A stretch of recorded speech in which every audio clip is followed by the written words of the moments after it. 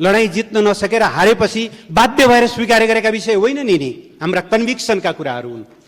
त्यसबाट जतिसुकै अप्रिय होस् हामी सम्मानित सर्वोच्च अदालतका फैसलाहरूलाई मान्छौँ, त्यो कुरालाई स्वीकार गर्छौँ। तर आज हामीलाई चिन्ता सम्मानीय सभामुख महोदय लोकतन्त्र अडिएका पिलरहरू खल्बलिन थाले भन्ने कुरामा छ। लोकतन्त्रका पिलरभित्र एउटा महत्त्वपूर्ण पिलर शक्ति पृथकीकरणको सिद्धान्त अर्थात् नियन्त्रण र सन्तुलन हो। कुनै पनि लोकतान्त्रिक प्रणालीले सर्वोच्च अदालतले सिधै प्रधानमन्त्री तोक्ने कुराको कल्पना गर्दैन, अपेक्षा गर्दैन। 5 जना श्रीमानहरूबाट माननीय शेरबहादुर देउवा प्रधानमन्त्री नियुक्त हुनुभएको छ। उति बेला श्री 5, अहिले श्रीमान 5। हाम्रो चिन्ता प्रणालीप्रति हो सभामुख महोदय। प्रधानमन्त्री शेरबहादुर देउवा राजाबाट प्रधानमन्त्री नियुक्त हुनुभयो। त्योभन्दा अगाडि 59 असोजमा उहाँलाई बर्खास्त गरिएको थियो। त्यति बेला उहाँले भनेको कुरा म सम्झिन्छु, मैले आज श्री 5बाट न्याय पाएँ। श्री 5ले दिनुभएको त्यो न्याय माघ 19मा गएपछि कहाँ गयो हामी सबैलाई थाहा छ। माननीय सदस्यहरू, अब विश्वासको मत प्राप्त गर्ने सम्बन्धी प्रस्तावमाथि छलफल प्रारम्भ हुन्छ। उक्त छलफलमा बोल्न चाहनुहुने मान्य सदस्यहरूको दलीय आधारमा नाम प्राप्त भएको छ। सर्वप्रथम मान्य श्री प्रदीप कुमार गेवालीलाई छलफलमा भाग लिन समय दिन्छु। सम्मानीय सभामुख महोदय, सभामुख महोदयको अनुमतिले सबैभन्दा पहिले हाम्रो दल नेकपा एमाले र स्वयं मेरो आफ्नो तर्फबाट प्रतिनिधि सभाका सबै मान्य सदस्यज्यूहरूलाई हार्दिक अभिवादन व्यक्त गर्न चाहन्छु र प्रस्तुत प्रस्तावमाथि आफ्ना केही भनाइहरू राख्ने अनुमति चाहन्छु। सभामुख महोदय, भनिन्छ इतिहास दुईचोटि दोहोरिन्छ, पहिले दुखान्तको रूपमा र दोस्रो चोटि विद्रूप भएर अर्थात् प्रहसनको रूपमा। आज कता कता मलाई त्यो इतिहासको एउटा स्मरण भइरहेको छ। आज प्रधानमन्त्रीको रूपमा भर्खर विश्वासको मत मागेर यहाँबाट आफ्नो सिटमा फर्किनुभएका सम्मानीय शेरबहादुर देउवा गृहमन्त्री हुनुहुन्थ्यो 2048 साल पछि बनेको नेपाली कांग्रेसको सरकारमा। 2051 सालमा प्रधानमन्त्री गिरिजाप्रसाद कोइरालाले सरकारको नीति र कार्यक्रममाथि मतदान हुने क्रममा, उहाँको पक्षमा मतदान हुने कार्यक्रममा नेपाली कांग्रेसकै 36 जना सांसदहरू अनुपस्थित रहनुभयो र त्यो सरकार ढल्यो। नेपालको संसदीय इतिहासमा दलभित्रको असहयोग या दलीय विभाजनले निम्त्याएको पहिलो घटनाको साक्षी सम्मानीय शेरबहादुर आफै हुनुहुन्छ। दोस्रो सन्दर्भ आयो 2053 साल फागुनमा। उहाँ मनमोहन अधिकारीको लोकप्रिय सरकारलाई विस्थापन गरेर प्रधानमन्त्री बन्नुभएको थियो। उहाँले आज जस्तै गरिकन विश्वासको मत माग्नुभएको थियो, तर उहाँकै दलका 2 जना मान्यज्यूहरू माननीय चक्रबहादुर शाही र दीपकजङ शाह अनुपस्थित भएपछि त्यो सरकार ढल्यो। 2059 सालमा उहाँ फेरि प्रधानमन्त्री हुनुहुन्थ्यो। संसदमा सङ्कटकाललाई निरन्तरता दिने कि नदिने भन्ने बारेमा छलफल चल्दै थियो। मतलब त्यो एजेन्डा बन्नेवाला थियो। त्यति बेलाको पार्टीको तर्फबाट असहयोग हुन्छ भनेपछि उहाँले प्रतिनिधि सभा विघटन गर्नुभयो 59 जेठमा। चुनाव समयमा हुन सकेन र त्यही चुनाव हुन नसकेको आरोपमा अक्षमताको प्रमाण भिराएर तत्कालीन राजा ज्ञानेन्द्रले उहाँलाई प्रधानमन्त्रीबाट बर्खास्त गरे। मैले इतिहासको यो सन्दर्भ किन भनेको भने सम्मानीय सभामुख महोदय, नेपालको प्रजातान्त्रिक आन्दोलनमा, प्रजातन्त्रको इतिहासमा, संसदीय इतिहासमा दलहरूको विभाजनले सरकारहरू गिराउने, लोकतन्त्र कमजोर गर्ने, दल संसदीय व्यवस्थाप्रति, प्रजातन्त्रप्रति वितृष्णा जगाउने एउटा इतिहास स्थापित भएको छ। मैले प्रहसन किन भनेको, विद्रूप स्थिति किन भनेको भने तीन-तीनचोटि दलीय विभाजनको शिकार बनेर पहिला गृहमन्त्रीको रूपमा पछाडि दुईचोटि प्रधानमन्त्रीको रूपमा बाहिरिनुभएका सम्मानीय शेरबहादुर देउवा आज 76-5 को एउटा अपव्याख्या जसले 32 वर्ष अगाडि हामीले समाप्त पारेको निर्दलीय व्यवस्थालाई जसकेलाबाट छिराउने काम गरेको छ, त्यसैको सहारा लिएर प्रधानमन्त्री बन्दै हुनुहुन्छ। मैले यो बेला शुभकामना दिन, समर्थन गर्न कसरी गर्ने होला, एउटा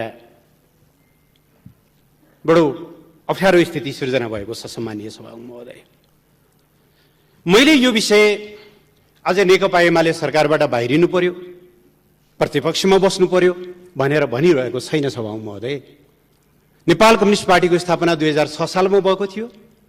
अहिले हामी 72 वर्ष हाम्रो पार्टीले आफ्नो इतिहास पूरा गरेको छ र यो 72 वर्षमध्ये 36 वर्ष त हामी प्रतिबन्धित भूमिगत बन्देज भएको अवस्थाबाट गुज्रिँदै आएका छौँ र यो पनि यो संसदमा म रेकर्ड गराउन चाहन्छु। 2006 सालमा जन्मेको पार्टीलाई 7 सालको क्रान्ति लगत्तै नेपाली कांग्रेस समेत सम्मिलित सरकारले प्रतिबन्ध लगाएको थियो। हामी 5 वर्षसम्म प्रतिबन्धित अवस्थामा काम गरेका थियौँ। पञ्चायतको राजाको त कुरै गर्नु परेन।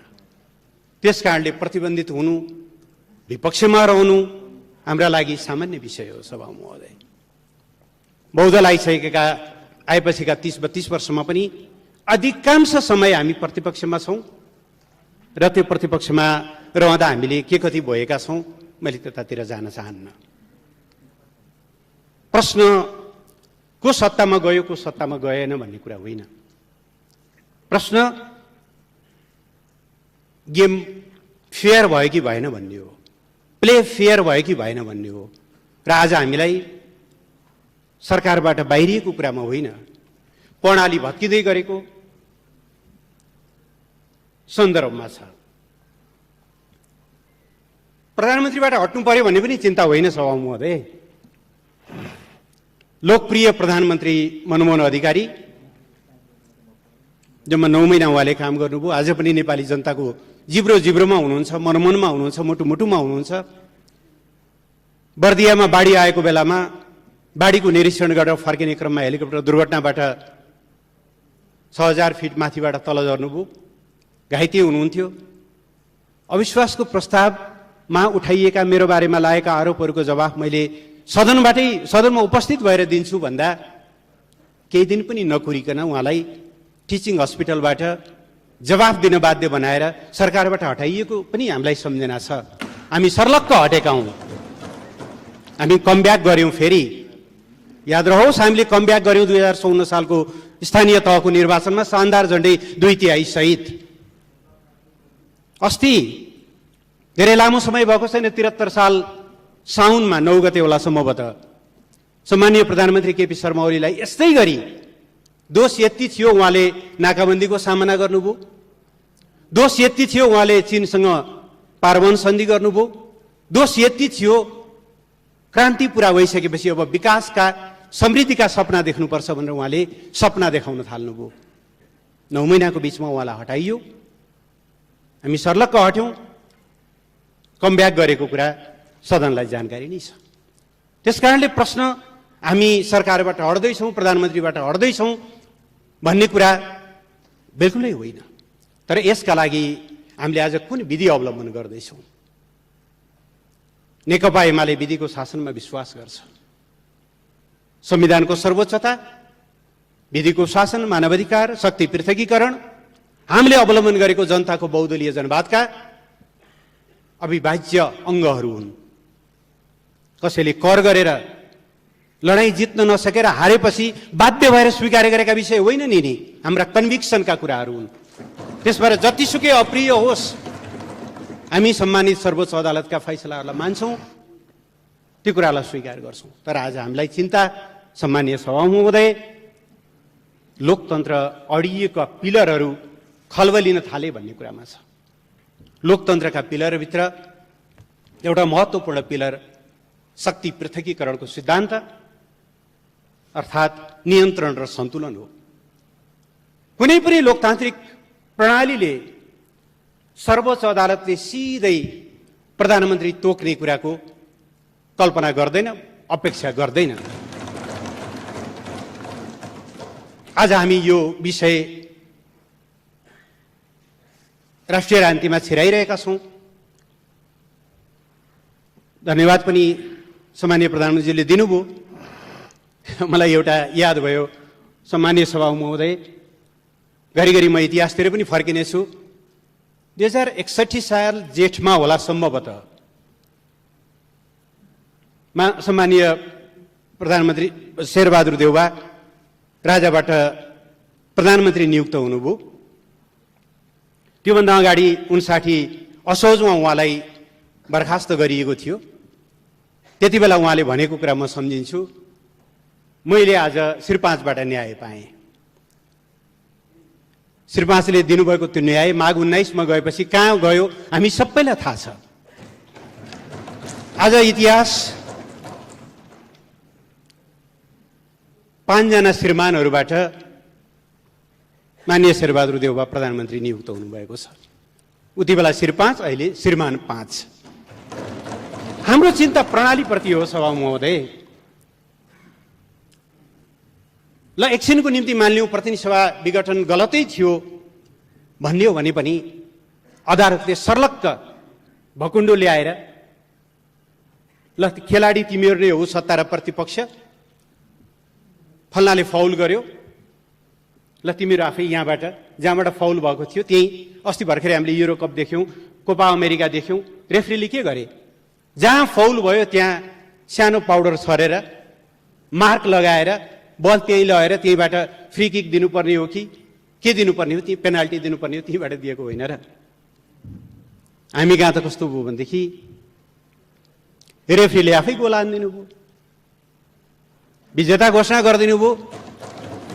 चिन्ता यहाँनिर हो, रेफ्रीले हानेको गोलबाट विजयी हुनुभएको छ। तर प्रणाली भत्कियो भने प्रधानमन्त्री त सम्माननीय प्रधानमन्त्री 4 चोटि यसभन्दा अगाडि नै भइसक्नु भएको, अहिले 5औं चोटि हुनुहुन्छ। कहिलेकाहीँ ठट्टा गरेर हो कि साँच्चै हो भन्नुहुन्छ पनि।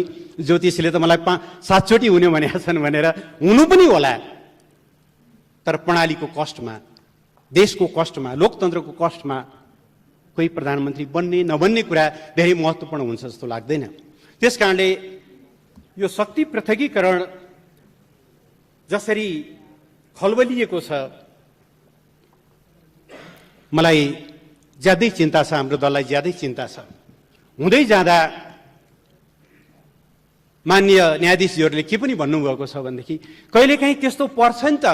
मैले थ्रु आउट पढेको छु उहाँहरूको 167-68 पृष्ठ लामो कति। एक ठाउँमा भन्दै जाँदा के भन्नुभएछ भने कहिलेकाहीँ त्यस्तो सिधै अदालतले भनिदिनु पर्ने अवस्था आउन सक्छ। मानिलिउँ कि 76-1 अनुसार कुनै पार्टीले बहुमत प्राप्त गर्यो, तर राष्ट्रपतिले नियुक्त गर्नु भएन भने के गर्ने? त्यति बेला अदालतले भनिदिनु परेन? कहाँको परिकल्पना होला यो? यसो गरेर लोकतन्त्र बलियो होला। हामी गाउँघरबाटै आएका छौँ, अधिकांश ओदानमा दाउराले भात पकाएर आएका छौँ।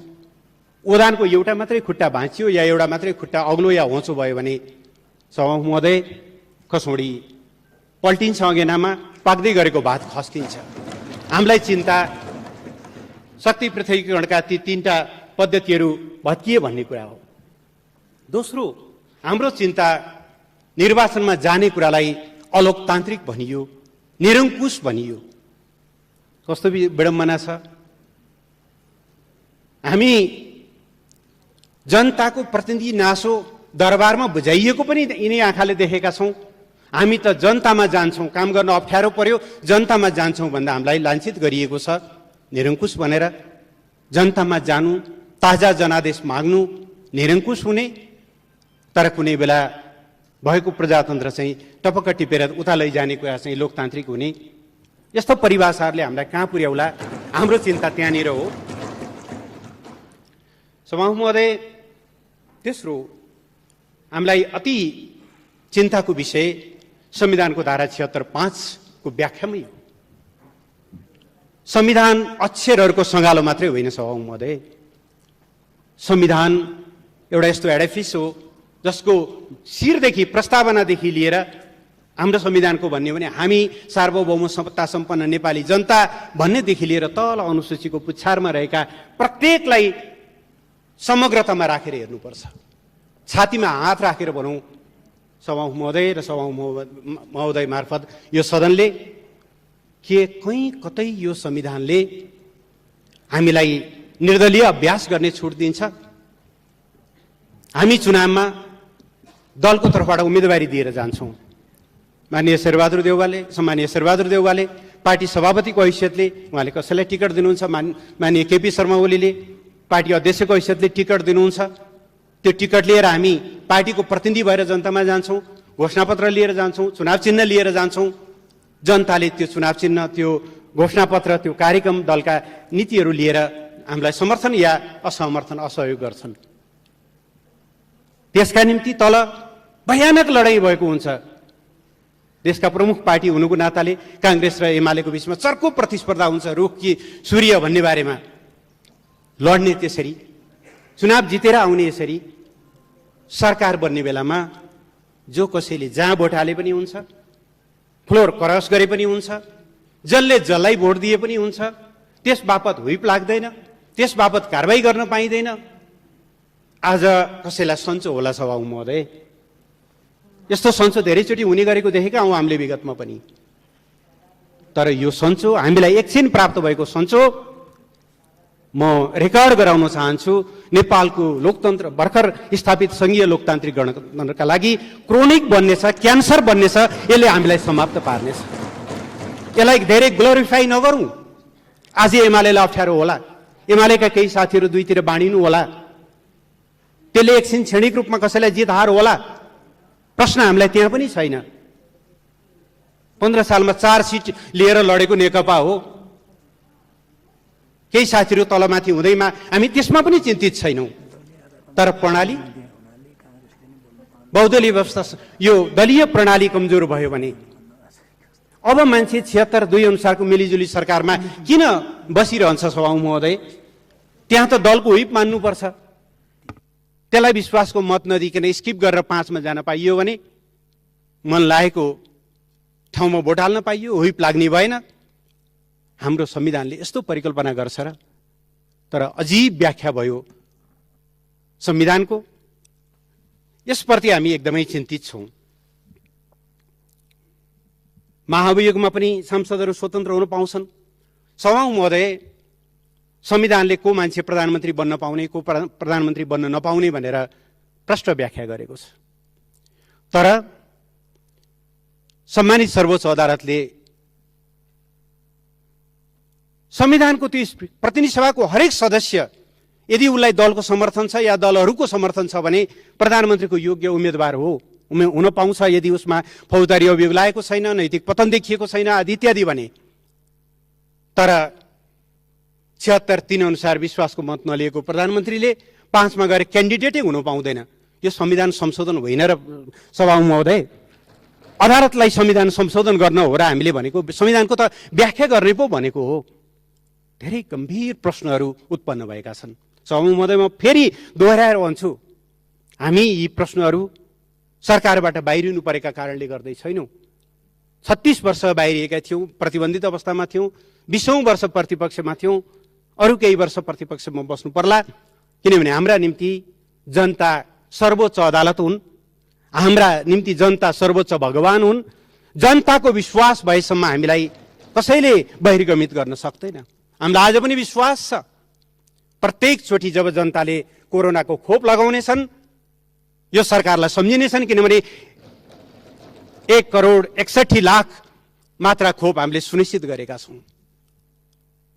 जब प्रत्येक नागरिकले 72 सालको भूकम्पमा भत्किएका घर महिनौं वर्षौंसम्म बाहिर बस्नु पर्दा त्यो अवस्थाबाट अहिले सुरक्षित घरमा फर्केका छन् 8 लाख परिवार। उनीहरूले धन्यवाद केपी ओली भन्ने छन्। बाराका, पर्साका टोर्नाडो पीडित नागरिकहरूले भन्ने छन् 869 घर परिवारलाई, जसलाई हामीले 5 महिनाको बीचमा घर बनाएर, सुरक्षित घर बनाएर दियौं। उहाँहरूले सम्झिनेछन्। सुन्दारा आसपास धरहरा हेर्दै, दाहिनेपट्टि रानीपोखरी हेर्दै, चुच्चे नक्सा हेर्दै, सगरमाथाको बढेको 8,848.86 मिटर उचाइ हेर्दै सरकारलाई जनताले सम्झिरहनेछन्। हामीलाई त्यो कुरामा पिर छैन। 8,848.86 लिम्पियाधुरा, लिपुलेक र कालापानी, जसको बारेमा उच्चारणसम्म विगतमा गर्न सकिँदैन थियो, जसको बारेमा यहाँ आएका प्रस्तावहरूलाई अनेकौं जालजेल गरेर चाहिँ तुहाउने काम गरिएको थियो, ती कुराहरूमा जनताले सम्झिनेछन्। त्यसकारणले हामीलाई बाहिर जानु पर्यो भन्ने कुरामा होइन।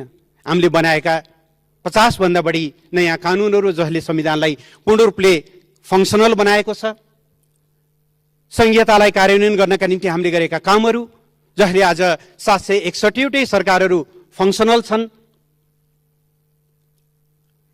अल्पविकसित अवस्थाको कलङ्कको टीका मेटाएर हामी विकासशील देशमा स्तरोन्नत हुने चरणमा पुगेका छौं, त्यो विषयमा जनताले सम्झिरहनेछन्। सीके राउत जसले कुनै बेला पृथकतावादी अभियान, छुट्टै झण्डा, छुट्टै राज्य, छुट्टै राष्ट्रगान सहित आउँथे, आज शान्तिपूर्ण मूल प्रवाहमा आएका छन्। नेपाली जनताले त्यो अखण्डतामा सम्झिनेछन्।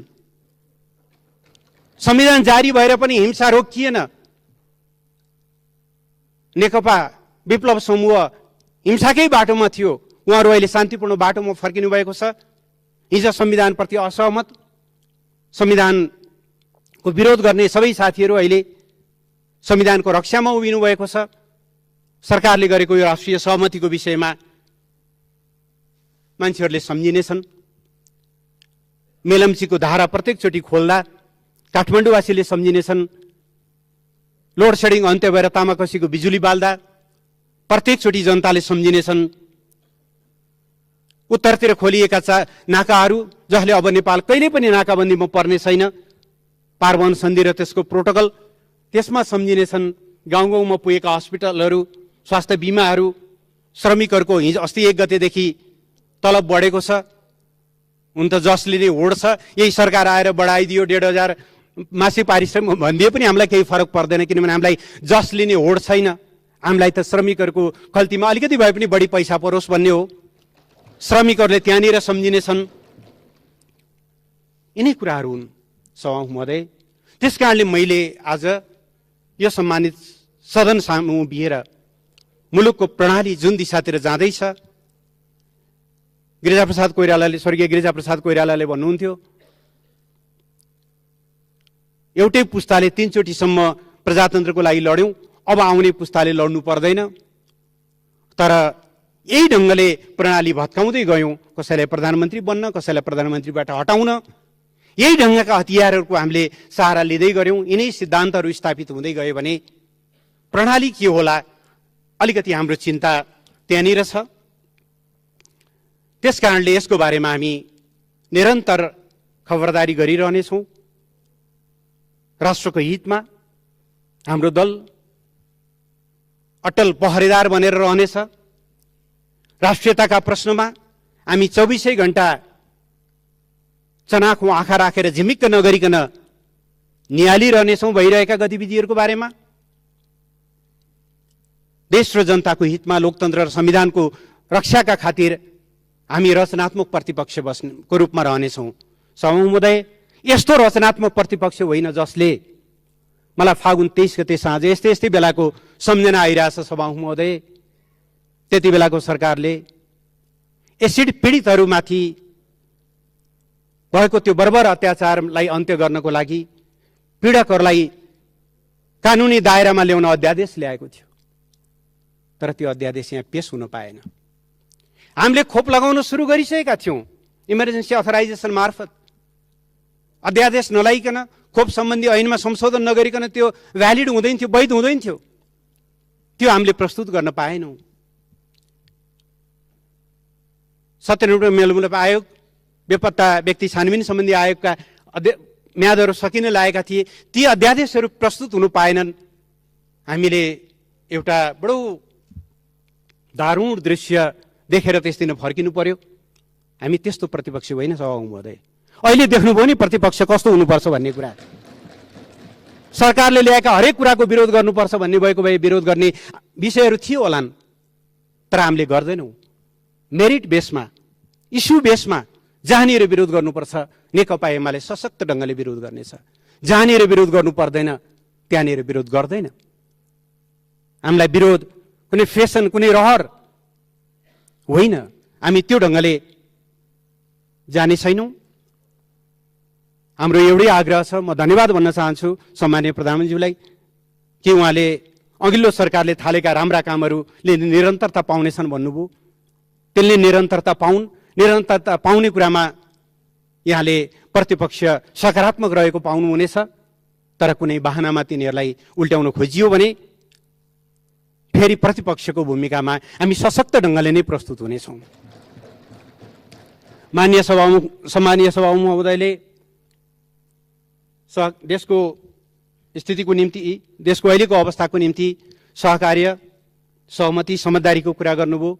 राम्रो कुरा हो। हामी चाहन्छौँ त्यस्ता संस्थाहरू, त्यस्ता आसनहरू, त्यस्ता गरिमामय पदहरू सबैका साझा बन्न सकुन्, त्यो भूमिका व्यवहारमा सबैतिरबाट प्रकट हुन सकोस्। यिनै कुराहरू राख्दै सम्मानीय सभामुख महोदय, नटसेलमा म यही भन्न चाहन्छु, जुन बाटोबाट, जुन विधिबाट सरकार परिवर्तन भयो, त्यो विधि, त्यो बाटो मुलुकको लोकतन्त्रका निम्ति दूरगामी नकारात्मक प्रभाव पर्ने बाटोबाट आएको हुनाले यसचोटि सम्माननीय प्रधानमन्त्री शेरबहादुर देउवालाई नेकपा एमाले समर्थन गर्न नसक्ने, विश्वासको मत दिन नसक्ने, हामी प्रतिपक्षमा रहने र प्रतिपक्षमा रहेर जनताको भूमिका तदनुरूप निर्वाह गर्ने जानकारी गराउँदै म आफ्ना भनाइलाई टुङ्ग्याउन चाहन्छु। धन्यवाद, नमस्कार।